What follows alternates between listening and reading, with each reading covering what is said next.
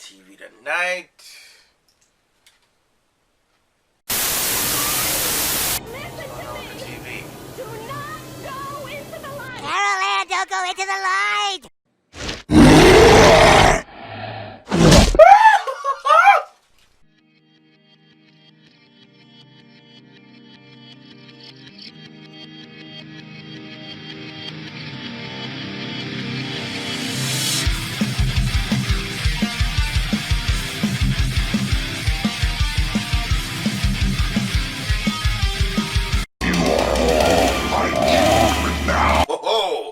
Welcome back to 3 from the Grave, everyone. I am the Strange Monkey, and today myself and Angela from Morbid Heart Designs will be reviewing a little classic from not a little classic, a big fucking movie, a classic, a masterpiece known as Poltergeist. Poltergeist is directed by Tobe Hooper, written by Steven Spielberg, and it stars Craig T. Nelson, Jo Beth Williams, Dominic Dunn, Oliver Robbins, Heather O'Rourke, and Zelda Rubinstein. It's about a family living in California. Everything is great, they're minding their own business, and all of a sudden, there are some strange occurrences. There's a presence in the house that is causing disturbances here, there, moving chairs, and just making things float all over the house. And the family is concerned. I mean, who wouldn't be when there's a damn tree coming in through the window, and then there's a damn clown grabbing your son's neck, and then there's this big fucking force that's trying to pull your daughter in through a closet. And let me tell you something, ladies and gentlemen.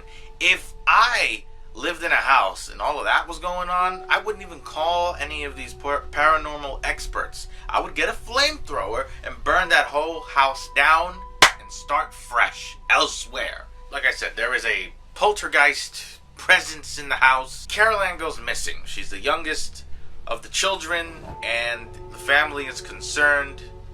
They're frightened. Where did she go after all of these disturbances? Nobody knows. So they have to call upon some paranormal experts, and they have to come in and do their thing. I know we've seen this before in films like this. And it just doesn't stop. There's more weird shit going on in this movie. And, you know, you are taken on a roller coaster ride that just doesn't stop for a while until the movie's over. Then the ride comes to a screeching halt. And you say, holy shit. Anyway, I don't know what I'm talking about. I gotta say, this film was well written, well paced, well acted. I loved every minute of this movie. You know, you feel concerned about these characters. You want them to survive. You want them to find Carol Ann. She is the focus of this film. You have Tangina in there, calling on Carol Ann to try to get her out. This woman is a force of nature. Don't fuck with Tangina, because she is not putting up with your shit, okay? Yeah, there's a lot of controversy behind this film as far as who directed this film. Tobe Hooper's name is on the credits. It was directed by Tobe Hooper, but some say that Steven Spielberg was running the show for the majority of the time. He wrote it, he produced it, blah, blah, blah, you know. But, you know, I just find that to be very strange. This was probably the most successful film that Tobe Hooper directed, and I'm pretty sure it was because, you know, Steven Spielberg had something to do with it. But I wouldn't go so far as to say that he just said, move over, buddy, let me show you how the pros do it, and we'll get this done. It's just not fair. You don't do that to people. Not only was this film a huge success, but it had some great special effects for its time, and unfortunately, some really bad moments during this time when it was released. So this is where I'm going to hand this one over to Angela. We'll tear your soul apart. They're here. No, they're not really. But I am, and so is Strange Monkey, and we are excited to talk about Poltergeist. So much amazing things about this movie. After doing the research for this and watching the Shudder Cursed Film series that has an episode focused on this, which I highly recommend that series, I am here to talk about two different aspects of this movie. First, the special effects, and then the cursed parts of it. I guess we'll start with the cursed part. There is a theory online that this movie is cursed because they used real human skeletons in the production of Poltergeist 1. There's a lot of deaths surrounding this movie. First of all, we had the unfortunate death of, actually all of them are unfortunate. No one died old in their bed surrounded by their loved ones. In no particular order am I giving these deaths, but the first death is Dominique Dunn, who unfortunately was strangled by her significant other. People contribute the fact that she died because of these human bones, which is stupid to me. Then there was Will Sampson, who is in the second movie. During the time on that, he performed an exorcism on set. Later on, he died at the age of 50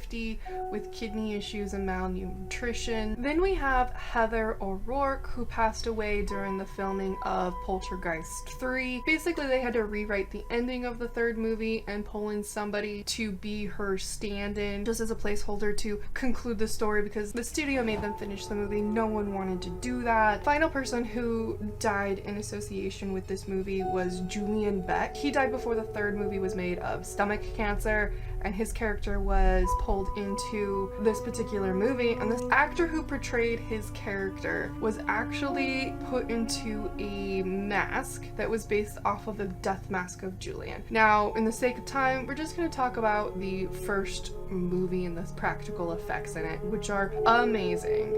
So many, like every scene pretty much has some level of practical effects. I'm a practical effect person. I love when movies do that. You will always get extra points in my opinion. All the special effects are so well done, and there are so many that this movie actually did get nominated for an Academy Award for special effects. There's so many practical effects that could be listed, but I'm going to narrow it down to just a few that, doing my research and watching clips again for this, I felt were extremely impressive. The first one, and I feel it's a technique and something that has been used in a lot of movies since, and that is the room spinning. They built an entire room on a mechanism that would spin basically around the director's chair so they could get the shots that they wanted. And this is a particular character sliding across the ceiling and the walls, and you see it in a lot of possession type movies and ghost type movies now. Another crazy incredible scene, and the makeup may not necessarily hold up to today's standard, but what went into it is pretty freaking impressive. There is a scene where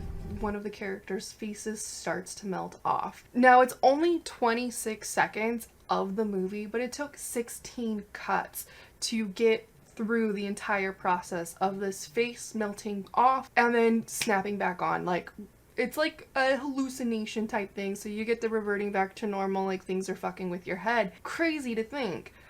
16 takes a really long time for only 26 seconds of the movie. You process that. Especially when you're talking special effects makeup, special effects getting it set up, if you have to redo anything, it's crazy. There's honestly a lot more that can be said about Poltergeist, and maybe I'll do a review on my channel. I'm definitely going to be binging them. I'm very excited to see all these practical effects. Poltergeist is definitely an influential movie in horror, as I've said before, and everybody who knows horror knows this franchise. But that's what I have to say for this. So, from my dark heart to yours, have a wonderful day, and please don't die before our next video. And there you have it, folks. That's Poltergeist in a nutshell. And I will say that it is an absolute masterpiece. You need to see it if you have not seen Poltergeist, because then after this, you can watch Poltergeist 2. Yes. Why? Because it has one of the scariest characters of all time, Reverend Henry Kane. God is in his holy temple. Anyway, give me one moment. I need to check if my TV is working finally. There was a disturbance earlier.